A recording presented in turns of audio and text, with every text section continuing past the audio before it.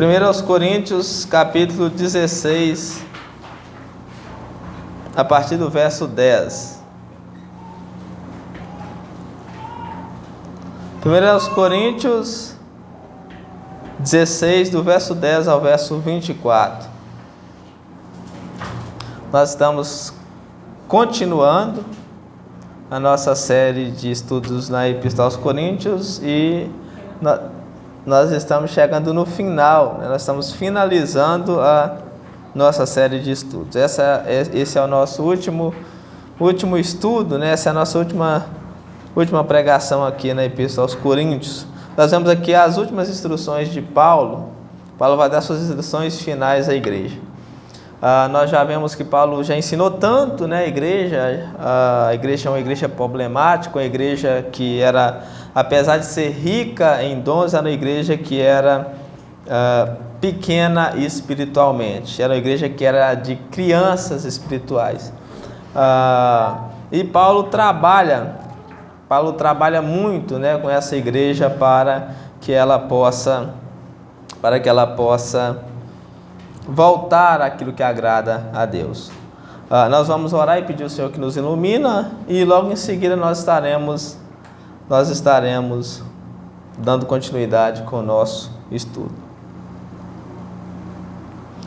Senhor Pai Santo, nós viemos a Ti em busca de iluminação, nós viemos a Ti no nome do nosso Senhor Jesus, te pedir que o Senhor nos ilumine essa noite, de maneira que nós podemos ouvir, de maneira que nós podemos compreender, de maneira que nós podemos entender a Sua palavra. Tem misericórdia de nós, ó Pai, nós te pedimos, dá-nos força, sabedoria e compreensão, ilumine o nosso entendimento, a nossa compreensão, Senhor, de maneira que nós podemos entender, de maneira que nós podemos ouvir, de maneira que nós podemos louvar o Seu santo nome. Senhor, enquanto-me como pregador, eu te peço, no nome do nosso Senhor Jesus, me dá sabedoria e força para que eu possa anunciar a Sua palavra, que eu apenas abra a minha boca e que o Senhor fala, Senhor, essa noite, confiando naquilo que a Escritura nos diz, Senhor, de que o Senhor os falava através dos apóstolos, sem que eles não fossem nada, sem que eles tivessem méritos algum. Eu te peço, fale através de mim mais uma vez, Senhor, no nome do nosso Senhor Jesus. Amém. Nós vamos fazer a leitura aí a partir do verso 10. Paulo ele continua dizendo, né, e se Timóteo for, vede que esteja sem receio entre vós, porque trabalha na obra do Senhor, como também eu. Ninguém, pois, o despreze, mas encaminhai-o em paz, para que venha ter comigo, visto que o espero com os irmãos. Acerca de Apolo, muito lhe tenho recomendado que fosse ter convosco em companhia dos irmãos, mas de modo algum era vontade dele ir agora. Irá, porém, quando lhe deparar boa oportunidade. Verso 13. Sede vigilantes, permanecei firmes na fé, portai-vos varonilmente, fortalecei-vos, todos os vossos atos sejam feitos com amor. Verso 15. E agora, irmãos, eu vos peço o seguinte: sabeis que a casa de Estéfanas são as primícias da Acaia, e que se consagraram ao serviço dos santos, que também vos sujeitais a esses tais, como também a todos que é cooperador e obreiro. Alegro-me com a vinda de Estéfanas e de Fortunato, de Acaico, porque esses supriram o que da vossa parte faltava, porque trouxeram refrigério ao meu espírito e ao vosso. Reconheceis, pois, a homens como esses. As igrejas da Ásia vos saúdam no Senhor. Muito vos saúdam Áquila e Priscila, e bem assim a igreja que está na casa deles. Todos os irmãos vos saúdam. Saudai-vos uns aos outros com ósculo santo. A saudação escrevo eu, Paulo, de próprio punho.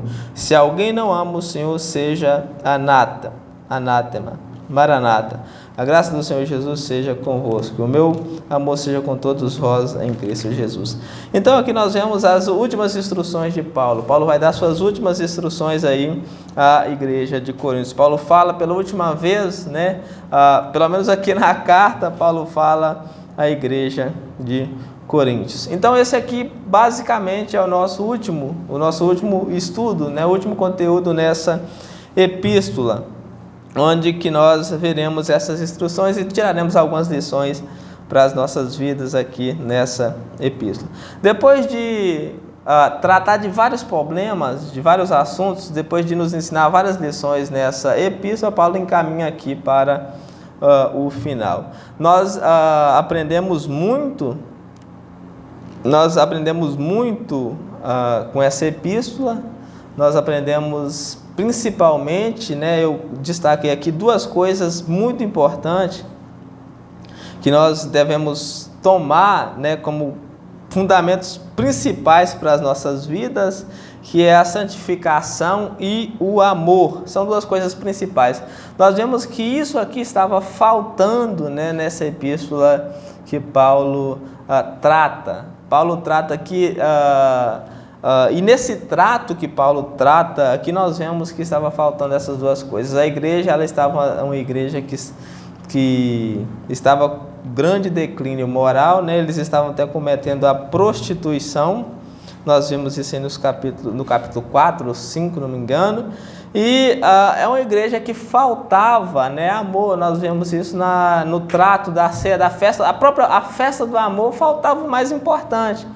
Nós vemos no 1 Coríntios, aqui no capítulo 11, que na festa do amor, havia sempre uma festa do amor antes de que houvesse a ceia, né? Havia a festa do amor, e nessa festa do amor faltava o que era mais importante, o amor, porque Paulo diz que uns comia e se fartava a ponto de se embriagar, enquanto que outros passavam fome, né? Ou seja, os ricos estavam humilhando os pobres.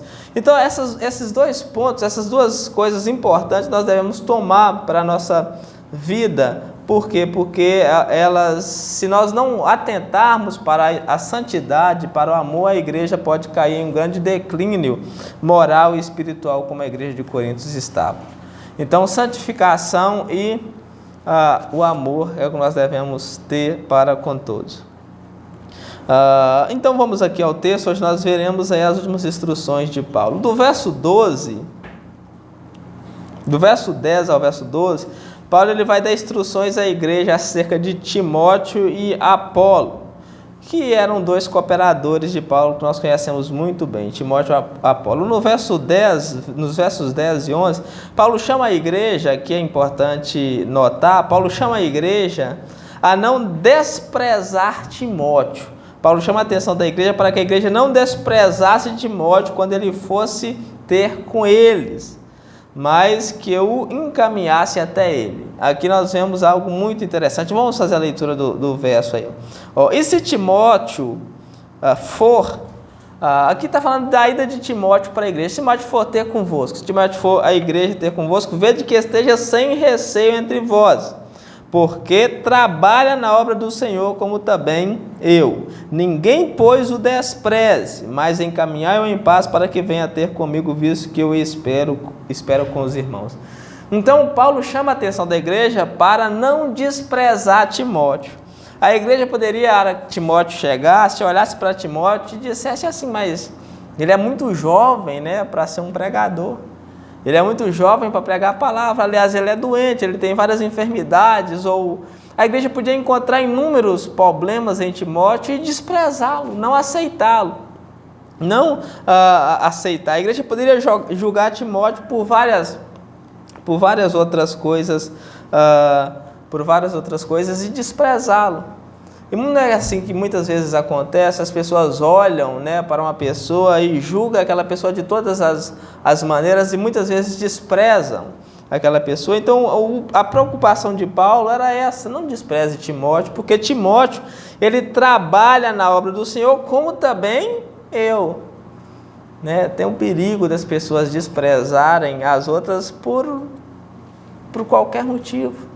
Né? As pessoas ficam buscando nas outras um motivo para poder achar algo de errado. Timóteo poderia ser desprezado por ser jovem ou por ser doente. Ele poderia ser desprezado por qualquer motivo pela igreja. A igreja podia não aceitar e desprezar Timóteo. Mas Paulo fala, não despreze. Paulo adverte a igreja, não despreze, mas o encaminhe para que ele venha ter comigo. Naquela época, os missionários eles viviam dessa forma. A igreja era nas casas das pessoas. E os missionários eles iam à igreja, a igreja reunia ali uma cesta, né, um saco de comida e enviava roupas, reunia tudo e enviava o missionário para ir pregar. Então Paulo diz que Timóteo deveria ir para pregar, para ser enviado para ele, para ir até onde que os irmãos estavam esperando. Então aqui nós aprendemos essa lição importante, que nós não devemos julgar pelas aparências, né? Nós não devemos julgar pelas aparências, mas pela reta justiça de Deus. Eu já vi muitas pessoas, né, que estão acostumadas a ouvir alguns pregadores, quando chegam outros, aí despreza, não aceita aqueles outros pregadores, talvez porque não fale da mesma maneira que aquele primeiro falava, mas fala de outra maneira, então aquelas pessoas não aceitam, não dão crédito ao que aquele pregador diz, ou por qualquer motivo, né? Elas fazem dessa maneira. E nós não devemos julgar pelas aparências, porque se nós fôssemos julgar pela aparência, né, nós não reconheceríamos, sabe quem? João Batista. Nós não reconheceríamos, sabe quem? O próprio Cristo. Porque se nós fôssemos julgar pela aparência, nós rejeitaríamos como os próprios fariseus o rejeitaram. Como ele não se encaixava no padrão de Cristo esperado por eles, né, que era um Cristo glorioso, um Cristo rei, um Cristo que iria montado no cavalo, que viria vitorioso para vencer e que derrubaria o império e que reinaria sobre Jerusalém. Como não veio esse Cristo dessa maneira, eles o desprezaram. E todos nós estamos sujeitos a isso. Todos nós estamos sujeitos a fazer um julgamento, né? Quem aqui nunca julgou o próximo? Quem aqui nunca julgou outra pessoa pela aparência, pelas palavras ou pelas atitudes, né? Um irmão está há muito tempo sem vir na igreja, a pessoa já olha e fala, não, aquela ali é um ímpio, né? E despreza aquela pessoa, e isso é errado, isso não é certo diante de Deus. Se o irmão não tem forças para vir, nós devemos orar para ele, para que ele possa vir, para que ele possa participar.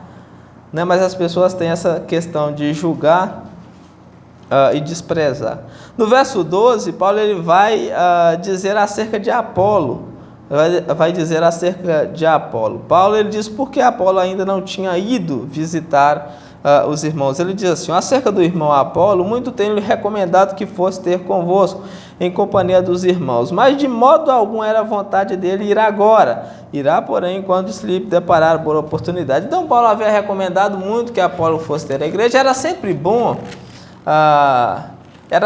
bom que passasse pregadores verdadeiros pela igreja, né, para que pudesse pregar a palavra verdadeira, porque naquela época havia grandes falsos profetas, muitos falsos profetas que iam de igreja em igreja dissimulando o engano, pregando coisas erradas. Então era sempre bom que tivesse alguém ali na igreja, né, que estivesse sempre pregando a palavra. Ou seja, Timóteo muitas vezes passava pela igreja, Paulo enviava Timóteo para cuidar da igreja de Éfeso. Como nós vemos na última epístola, segunda a Timóteo, que Paulo já está à beira da morte, já está numa prisão e pedindo a capa e os últimos livros, Paulo ele pede Timóteo para vir depressa ter com ele, para trazer os pergaminhos e trazer também a capa, porque ele estava à beira da morte. Mas para que a igreja não ficasse sem ninguém à frente, cuidando do trabalho, Paulo manda Tíquico ir para cuidar da igreja, para ficar ali, para que não chegasse outro falso profeta aí, dissimular seu engano. Então era sempre bom ter alguém que pregasse, alguém à frente do trabalho, alguém que fosse um homem de Deus para cuidar da obra de Deus, para que a obra não caísse nas mãos de falsos profetas. Então aqui Paulo ele está dizendo para a igreja que ele insistiu para Apolo ir. Ele insistiu para Apolo ir ter com eles, pregar ali, se alegrar com eles, mas não era a vontade de Apolo naquele momento. Mas que Apolo iria sim quando deparasse uma boa oportunidade. Aqui nós vemos a importância de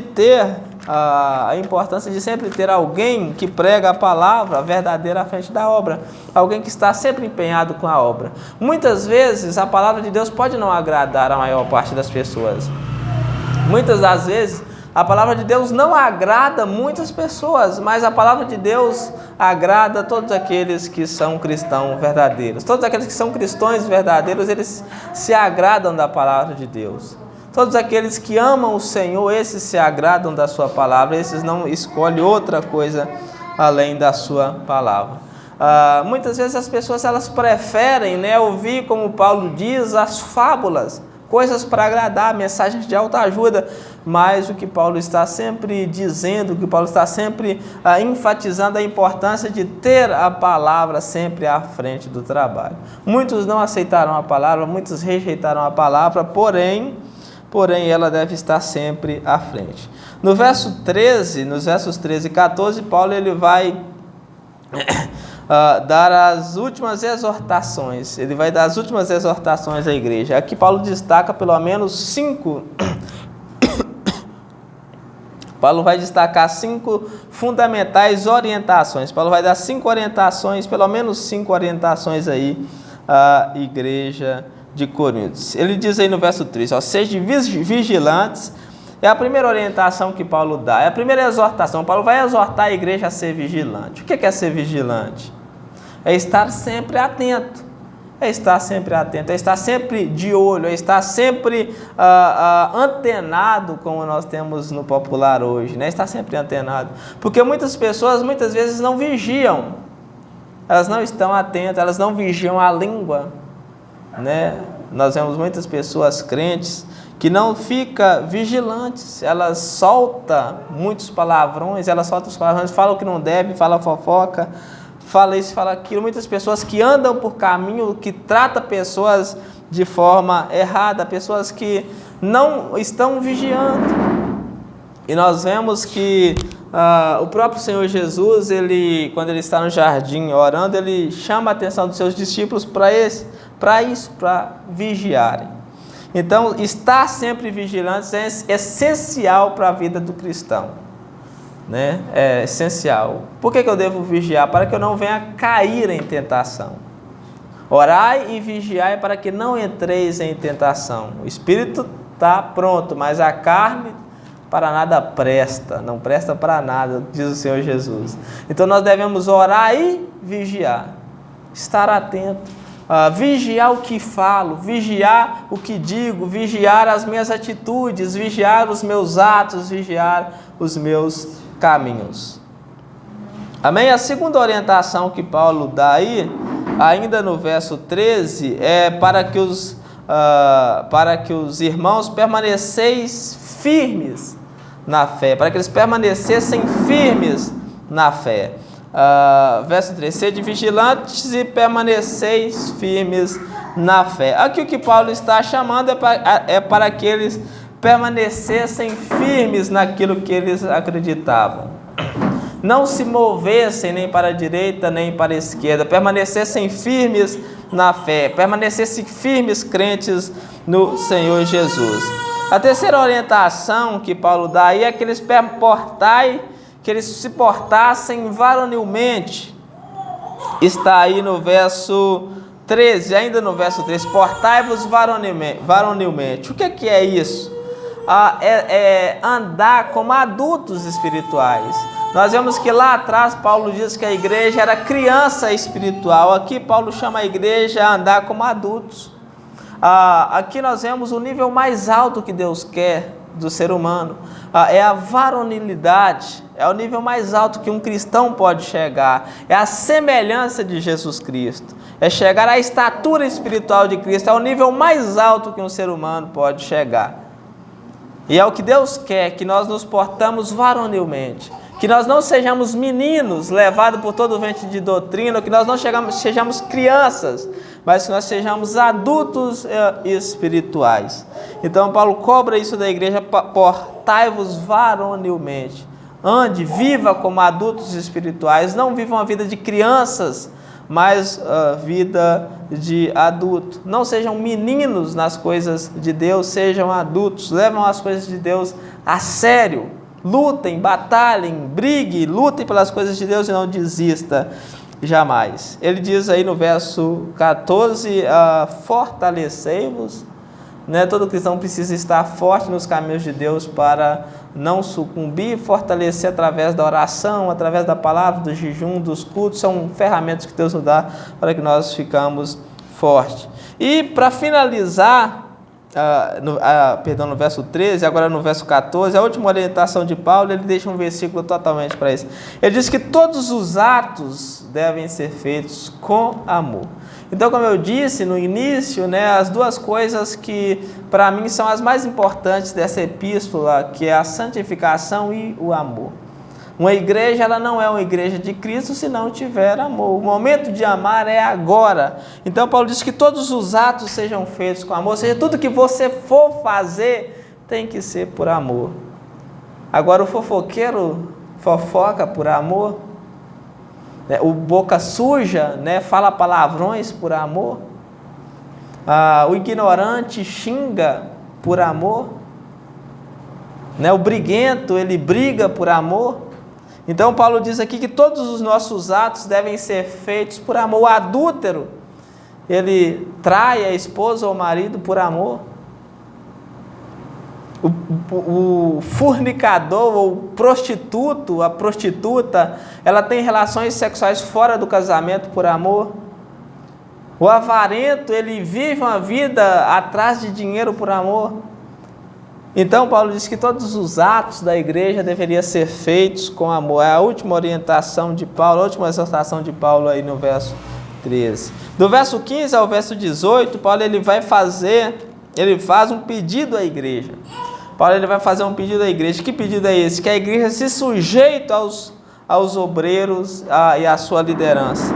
É um pedido que Paulo faz, é um pedido que nós vemos em todas as escrituras que a igreja se sujeite aos obreiros, que a igreja se sujeite à liderança. Paulo diz aí, verso 15, e agora, irmãos, eu vos peço o seguinte. Então Paulo vai fazer um pedido. Paulo vai pedir, eu vos peço o seguinte: sabeis que a casa de Estéfanas são as primícias da Caia, e que se consagraram ao serviço do Senhor. Então, aqueles da casa de Estéfanas, eles eram as primícias, ou seja, as primeiras pessoas que haviam aceitado o evangelho, que eles se consagraram ao serviço, eles se consagraram a pregar a palavra de Deus. Agora vem o pedido. Agora vem o pedido de Paulo aí no verso 16, que também vos sujeitais a esses tais, como também a todo aquele que é cooperador e obreiro. Então esse é o pedido de Paulo, que a igreja se sujeitasse a todos aqueles que eram cooperador e obreiro. O cooperador era aqueles que pregavam o evangelho, aqueles que levavam a mensagem. E obreiros são aqueles também que pregavam, que estavam à frente da obra. Então era importantíssimo para a igreja que a igreja aceitasse a liderança, que a igreja se sujeitasse à liderança, que a igreja aceitasse a palavra dos seus líderes, dos seus pastores. Porque muitas vezes a igreja ela é rebelde. A própria igreja de Corinto, ela estava desprezando o próprio Paulo. Eles estavam dizendo que eram melhor do que Paulo. Eles estavam desprezando a autoridade apostólica de Paulo e de muitos outros. Então Paulo ensina esse princípio fundamental à igreja, que ela se sujeitasse aos obreiros, que ela se sujeitasse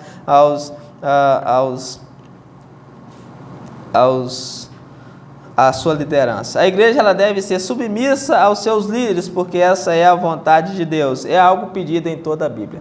Nós vemos lá, nós estudamos a Epístola aos Hebreus. No finalzinho da Epístola aos Hebreus, o autor aos Hebreus está cobrando a igreja. Por que ele está cobrando a igreja? Porque é difícil. Muitas vezes os irmãos eles têm essa tendência de serem autossuficientes, de não quererem se sujeitar a ninguém, de não quererem ouvir a ninguém. Nós vemos que tinha na igreja de Coríntios até um grupo que dizia: eu não sou de ninguém, eu sou de Cristo, eu não recebo ordens de ninguém, eu recebo ordens só de Cristo. Então isso é de suma importância, que a igreja ouve a voz dos seus líderes, porque eles sabem o que é melhor para ela. Eles não são exemplo. O exemplo maior que nós temos é Cristo, mas a liderança, uma liderança santa, ela sabe o que é melhor para a igreja. E Paulo conclui aí, elogiando a atitude de alguns irmãos da igreja de Corinto, que levou o necessário para ele. Diz assim: alegro-me com a vinda de Estéfanas e de Fortunato, e de Acaico, porque se supriram o que da vossa parte faltava, porque trouxeram refrigério ao meu espírito e ao vosso. Reconheceis, pois, homens como este. Então, Paulo, ele aí elogia a atitude desses homens que fizeram aquilo que faltava da parte da igreja. Nós vemos que a igreja também era uma igreja faltosa para com o apóstolo Paulo, mas Paulo, ele diz aqui que a igreja deveria reconhecer tais homens, homens que se empenham na obra, homens que se empenham. Eles iam até Paulo, eles levavam alimentos, eles levavam roupa, eles iam visitar Paulo, quando naquela época nós vemos na sua defesa ninguém apareceu. E ele finaliza aí com a saudação, do verso 19 ao verso 24. Paulo diz assim: as igrejas da Ásia vos saúdam.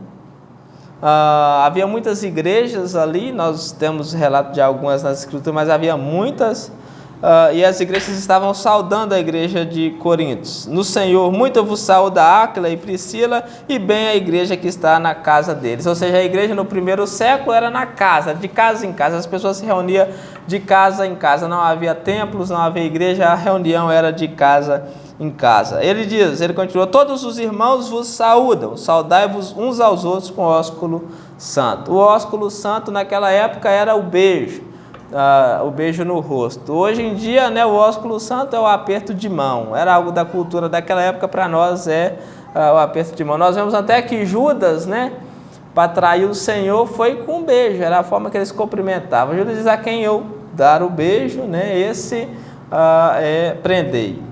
Então, Paulo continua dizendo que eles deveriam saudar uns aos outros, por isso que é importante, né, a paz. Hoje, para nós, é o aperto de mão, a paz que nós damos. Então, Paulo diz que é importante para que os irmãos cumprimentem uns aos outros. Isso é santo diante do Senhor.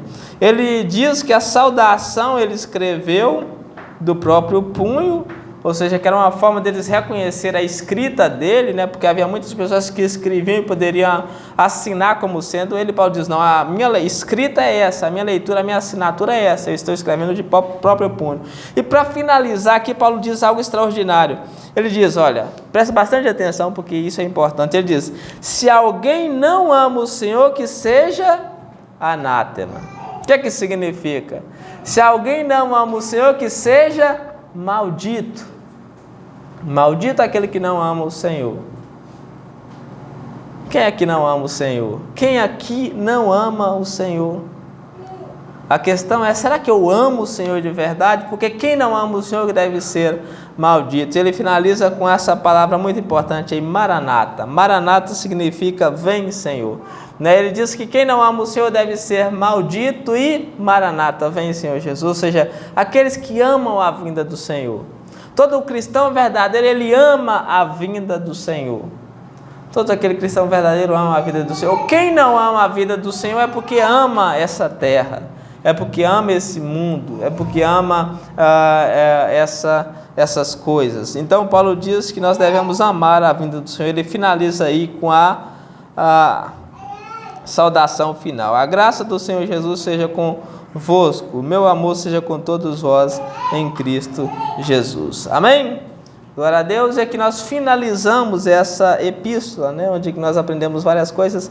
E a minha oração a Deus é que ela não tenha passado em vão pela vida de todos, porque muitas pessoas ouvem aqui o que está escrito, muitas lições importantíssimas, e viram as costas para ela, não dá ouvidos ao ensinamento que o apóstolo nos dá nessa escritura. A minha oração é que o Senhor aplique todas essas verdades que nós ouvimos na nossa vida, que o Senhor nos ajude a amar mais, que o Senhor nos ajude a perdoar mais, que o Senhor nos livra do pecado, que o Senhor nos livra do mundo, que o Senhor nos livra do orgulho, da avareza, que o Senhor nos livra da arrogância, que o Senhor nos torne pessoas santas. Que o Senhor nos ajude a ser santo, que o Senhor ajude que todos os nossos atos sejam feitos com amor, que o Senhor nos ajude, como diz o apóstolo Paulo, que o Senhor nos ajude a estar sempre vigilantes. A nossa oração ao Senhor é essa, que o Senhor nos ajude que nós estejamos sempre vigilantes. Vamos orar então e agradecer ao Senhor por mais essa oportunidade. Senhor Pai Santo, mais uma vez nós viemos a Ti no nome do nosso Senhor Jesus, te agradecer por mais essa oportunidade que o Senhor tem nos concedido. Muito obrigado por tudo, ó Pai. Muito obrigado por tudo. Nós te agradecemos por mais essa oportunidade, nós te agradecemos por esse estudo, nós te agradecemos por essa palavra. Nos ajude, Senhor, a sempre ter o Senhor Jesus como o nosso principal firmador, como a nossa rocha inabalável, como nosso objetivo central, como o ponto central da nossa visão. Por favor, Senhor, nos ajude a ter os nossos olhos fixos nele, nos ajude a ter a nossa âncora fixada nele, de maneira que nós não venhamos nem para a direita nem para a esquerda. Nos ajude, Senhor, a andar sempre nesse caminho e não nos desviar dele, nem para a direita e nem para a esquerda. Por favor, quebrante o nosso coração, tira todo o orgulho, todo o mal do nosso coração e nos ajude a viver para Ti, Senhor, para a honra e para a glória do Seu santo nome. Eu te peço no nome do nosso Senhor Jesus. Amém.